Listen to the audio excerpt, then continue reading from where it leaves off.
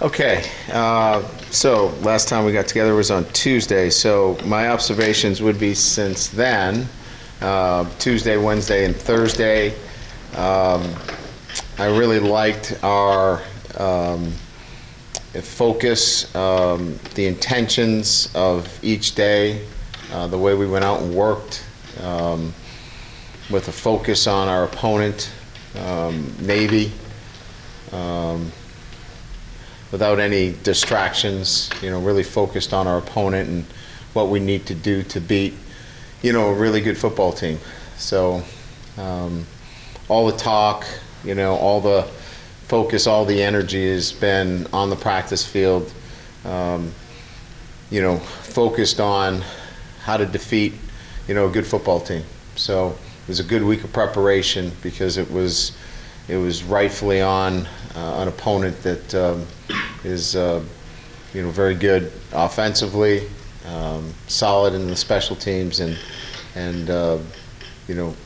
very solid defensively. So that's all I can hope for in my preparation, here with this team. So we take that into tomorrow, where we'll focus a little bit more on some detailed items, and we need to get off to a better start, obviously, and attention to detail. You have to be detailed against Navy, and I thought we played with really good effort and enthusiasm against Clemson, and we finished strong. But certainly those two things, we've got to have those. If we have those two elements, we'll play really well against Navy, and our kids are clear about that. So with that, I'll open up to questions.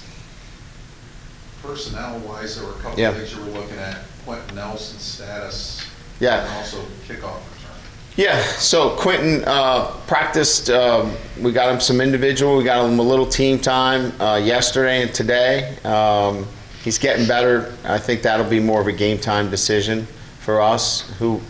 Alex is getting a lot of work as well. Alex Bars. Kickoff return, was that the other question? Yes.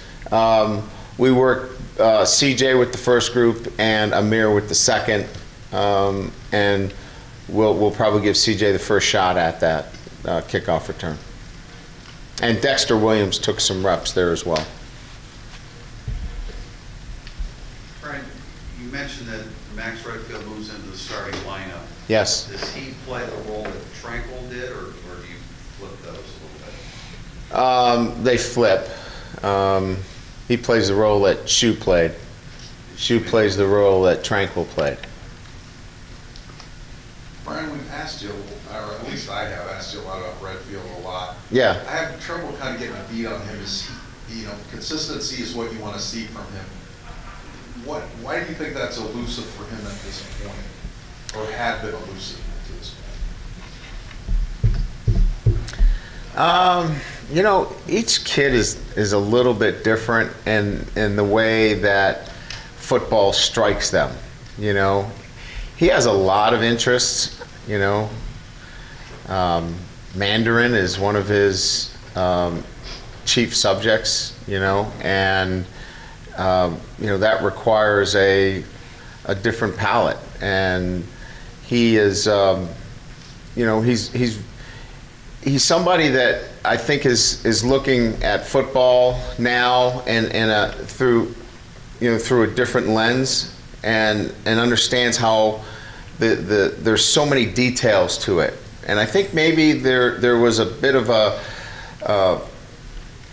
hey, I can rely on my athletic ability through high school, and now I get to this level and there's a little bit more to it. And so I think that's a realization that he's had, because he wants to play at the highest level. I mean, he wants to play on Sundays, and he wants to get his degree from Notre Dame. So I think he's really just maturing and developing at a pace that's comfortable to him.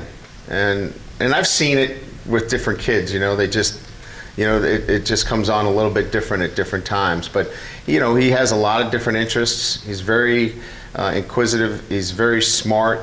And I just think the football stuff is starting to soak in, and he's starting to pick up a lot of the nuances. Did Louis Tua come through the week okay? He did. Yeah, he looked good. Got a lot of reps, got a lot of work this week, and I think he'll be able to help us on Saturday. You were talking to Hunter yesterday about playing 3 different positions. He said that, it's not a play-by-play or series-by-series, it's more of a game-by-game.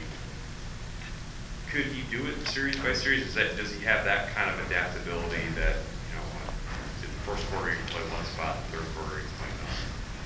Yes. Yeah, he could. I mean, if we said, look, you got to go in and play X this series, he could go out and play X. He could play Z. He could play W. I don't know that it's the smartest thing to do that with him, but he certainly is capable. He's probably the only player that we have that could certainly do all those jobs. Could you, describe what it is about his skill set that makes him capable of doing that? I would say that the concepts, route concepts, and the passing game concepts come to him very easily. So, some guys don't know how the other pieces fit together. He can kind of look at the picture and go, well, I know the Z does this, so the X must have to be the curl on this play. So he just has a natural way of being able to put the pieces together a lot easier. Coach, you probably heard Deshaun take responsibility and say, hey, it was my fault. I could have learned on some of those passes to Corey. But then Corey came back and said, I have to catch the ball. You probably have to like that each guy is saying, I can be better. Yeah, I don't think we've ever had a problem with this group of guys that is not accountable or looking to blame somebody. We're well past the points of, it was this guy's fault. Nobody's pointing fingers at anybody. It was just collectively, everybody, not playing their very best. So, yeah, we've never felt a schism in that sense at all, that the defense didn't do their job or the offense didn't do their job. I think it was clearly everybody wants to, make sure that they play their very best, not only for themselves but for their teammates. After the game, you wanted the guys to be mad just because they missed the opportunity. How long did that take to say, we got to change that and now we got to get in game mode to get focused? Or do you want them to have that chip on their shoulder to still be mad about it?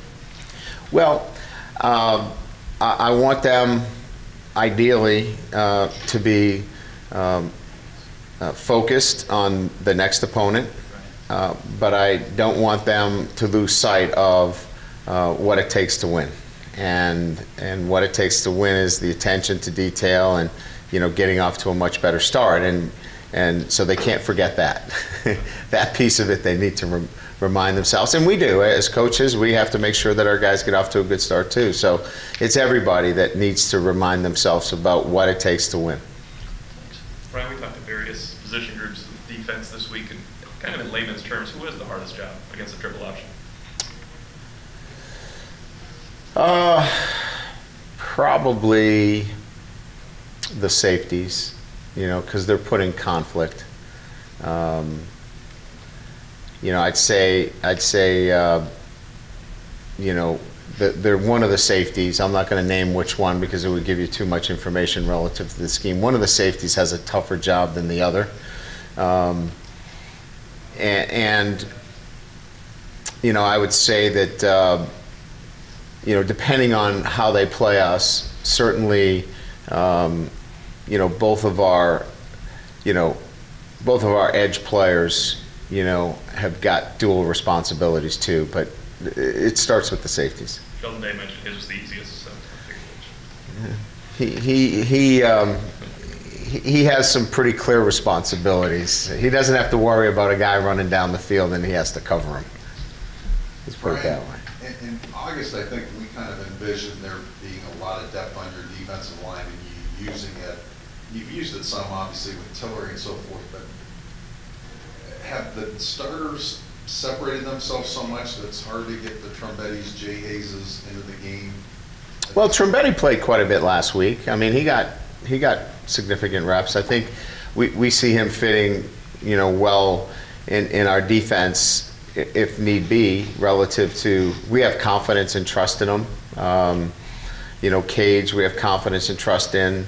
And I think some of the younger players, if we had to go to them, we would be fine with them. We just haven't had to go to them in a rotation. It just hasn't presented itself. So I would not read into it that there's a lack of confidence, as much as, you know, our frontline guys have been healthy and their volume is up, and they've played really well. Anything else? One little off-topic thing, I know you're coaching the guys you have here. I was just curious, did you ever hear from Greg Bryant, have you ever heard from him saying that maybe he would want to think about coming back? I have not. Nope. All right, thank you.